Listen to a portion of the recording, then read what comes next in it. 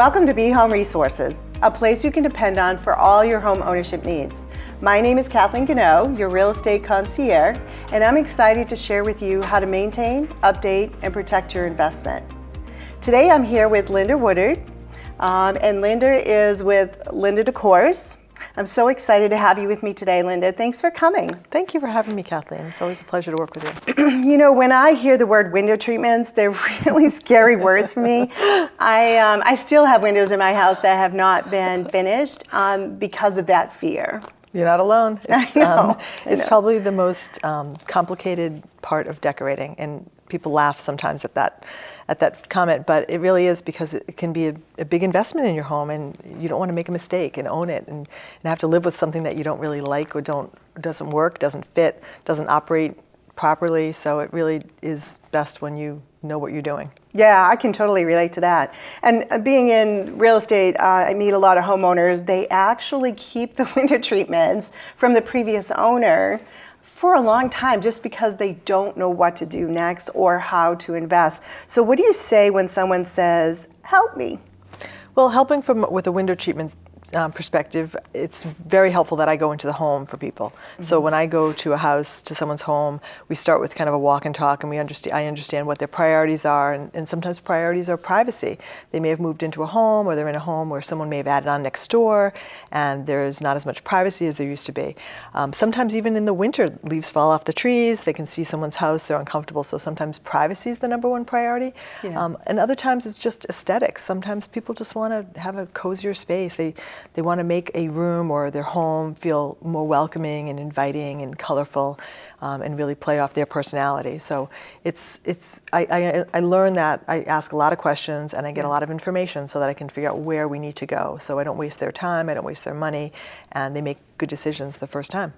Yeah, I love that. Walk and talk. That's awesome. And you're right. It is about the investment that we make in our windows. And I don't know the average number of windows a house has, but there's a lot of them. There's a lot of them. Even small houses, a lot of builders, newer houses, a lot of windows, a lot of glass, and that's sometimes very disconcerting for a lot of people because there's a lot of reflection, especially at night. There's that black hole in the house, and oftentimes people really want to close it, warm it up, soften it up. So what do we need to think about when selecting the right window treatments for a room? It's really about the application for the window. So sometimes windows can't have a shutter. For instance, a lot of people love shutters, but shutters look best and work best with certain types of windows, certain depths of windows, the trim, the molding.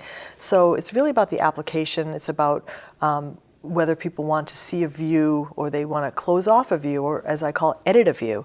Sometimes there's products that they can use that will allow them to change the view, change the light, and really add to the aesthetic that way. And that can be more of a functional product. So it's really a function of how they feel and what they want their home to express.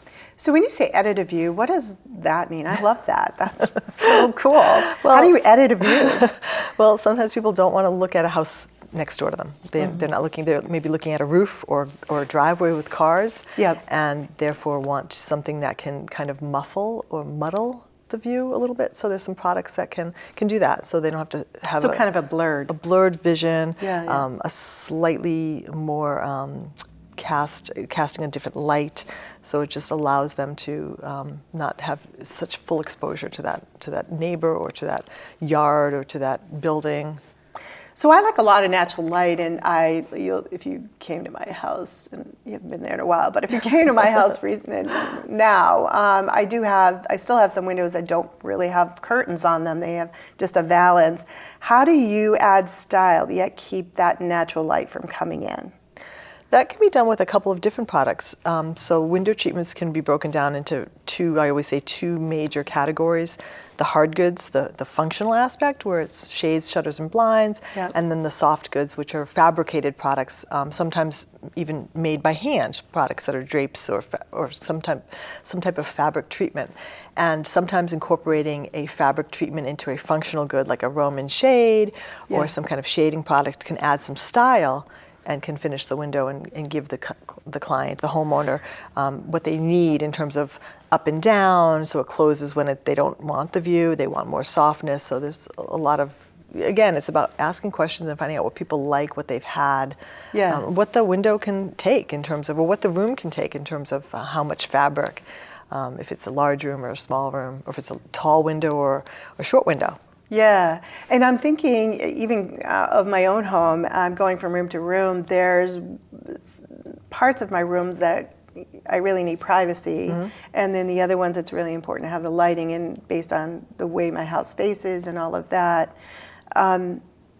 What are you seeing today when we're talking about Roman shades, or let's stick with the hard products? What are some of the shades or blinds that you're seeing homeowners leaning into today? I'm seeing a lot of people wanting a product that can do everything, which sounds kind of crazy because yeah, that makes sense though. Is there one product that does it all? There are a few of those products. And blinds, for instance, we used to call them Venetian blinds when we were little. I was raised in a house with metal Venetian blinds. Oh yeah, and yeah, I think remember those. everyone has that kind of memory. But blinds are still very, very popular today, and they come in so many different sizes, they come in different colors, they come in different wood species, real wood, faux wood. Yeah, you're already overwhelming me. Like, where do you start? But that's the fun part. It's you start kind of out here in this big funnel, and then it all really narrows down with a lot of questions and a lot of understanding about what that client's all about, and that's my job. And as a professional window treatment person, I can help them net it out. But there are a couple things that can serve the purpose and get everything accomplished with one fell swoop, so to speak. Yeah, and I know. Probably at least 4 times now since I've had my windows redone in my kitchen, I've gone online to try to figure out what to do there. And I think the important point is that it's hard to do it for yourself. You know, even like in my world, sometimes it's hard for a seller or a buyer to figure out what they need to do. And the value, I think, of you be part of that process is to really streamline that thought process. Right. It's funny because, you call a professional because you want their professional advice. Right. And I take that very seriously because even if we're doing one window and you're spending whatever dollar amount, it's still spending your money, and I want you to make sure you feel like you're making that decision and feeling good about that decision, so that you call me for the next window or call me for the next room. But it's important to cover aspects like the light, the privacy, the aesthetic, your style. I want your style to come through in the end, not my style. Right. I work with a lot of designers, and a lot of designers have their own aesthetic. And people look at my website and they look at my portfolios on my website and they think that it's my style when it's my client's style, and that's what's most important. And you're just highlighting it. Right. I always say you're living there. I don't have to love it. I have to know that it's the right product, it's the right application, it's going to work well for many, many years, and it's going to look good for many years. Right. But in the end, you have to love it because you're living there. Yeah, it's such an important area. You don't think about that, and that's probably why many buyers, when they buy a home, they just keep what's there, right, unless it's really atrocious. Right, it's overwhelming. Right, right.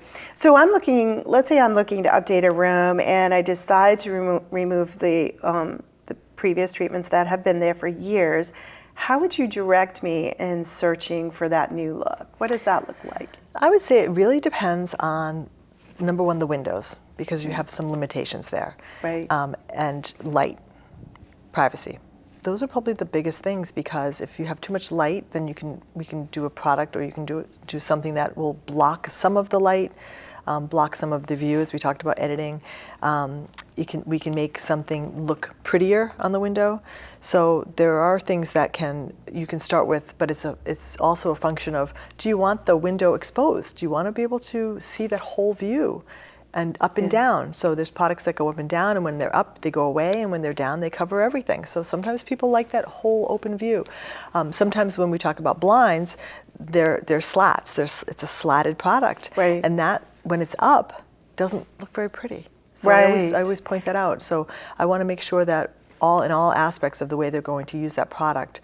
And sometimes when we meet, we step away I go away and we set up another appointment to have people, I want people to digest everything, because like you said, sometimes it can be overwhelming, but the idea is to make sure that I'm bringing to the table the right answers and the right information so that they make the right decision. And I guide that.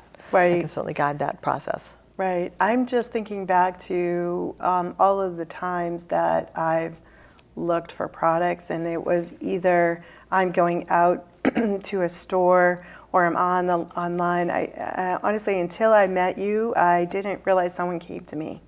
And it's so important. You know, you invite in interior decorators or you invite in painters and to help you with these decisions, and yet it is.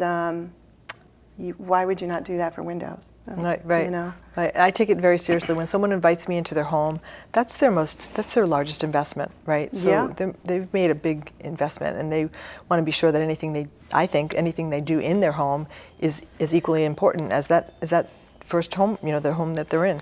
So typically coming to you makes the whole process so much easier.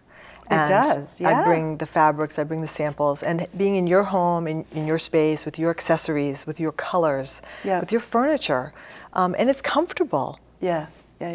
Let's talk a little bit about the design aspect of it. How do window treatments impact the design in the room? Do you focus on doing the design around the window treatments, or do you focus it around the furniture and the other things that are there? That's a really good question, because oftentimes people don't know where to start. And if you're starting with a clean slate, then I always suggest the paint. Right. Picking the right color is really important. And sometimes there may be a piece of furniture or a piece of artwork or a rug that's already there that you have to work with. So then finding the right color to work with, then that becomes kind of your palette. And then from there we move on to figure out what will work best with that color palette. But sometimes windows are really the best thing for a window treatment is to come in last. And that's not always good, because sometimes the budget is blown by that time and they don't have enough money or money to do what they want to do. Right. But sometimes it's challenging in that respect. But you know, I offer there are a lot of different options out there, so there's always something that we can do. But it does help when you have kind of a basis of what to go on, like I said, the furniture or a rug, and then the window treatments come in, and then it's easy. If you have your rug and you have your sofa and you have some chairs or wallpaper or some artwork, things that are inspiration pieces that might say, these are the colors I want to work with, or this is the design. Maybe it's mid-century, or maybe it's colonial, or maybe it's modern. So it's helpful to have those pieces in place, and then the window treatments kind of fall into place after that. So it's kind of the last step in a way. It's kind of like the accessories to an outfit. You know, with home sellers that I'm working with, they have custom drapes that have been created for those windows, and they almost always agree to leave them. Is that a mistake? It can be. One of the nicest things about a custom pair of draperies, not your grandmother's old heavy draperies, but more modern, fresh-looking draperies, is that a custom drape is designed and sewn and fabricated with fabric. And there's fabric built into the top, at the hem, and the bottom. It's a custom drapery is made with a double 4-inch hem at the top. Way too much information, I'm sure. Double 4-inch hem at the bottom, so you're dealing with a lot of extra fabric. So you can let those hems out. You can add on. I've added trim to fabrics or blocked drapes so that we can do additional color, another color of fabric down below or up above, or something in the middle. So custom isn't necessarily bad. No, a custom drape is one of the easiest treatments to reuse. Interesting. I worked with a client in her house, and she sold her house, and they ironically had a very similar window in the new house, and we reformulated or refabricated this treatment to fit this new window, and the whole thing, some of it was mounted on boards, which is very common, and that can be tricky, but all the draperies, we just had to hem a little bit, and some we had to let down, and the whole thing worked out really, really well. So she was able to take her custom design. Hardware, maybe not. You know, hardware that's attached to the wall, I think that's... Yeah, we kind of, in the real estate world, we kind of like for that to stay. Or we have to be repairing. Right. And sometimes people can take it down long before they even put their house on the market, or when they know they're going to put their house on the market. Yeah. Yeah, that is a great idea. What are some of the common mistakes that the average homeowner makes when choosing their window treatments? When choosing on their own? Yeah.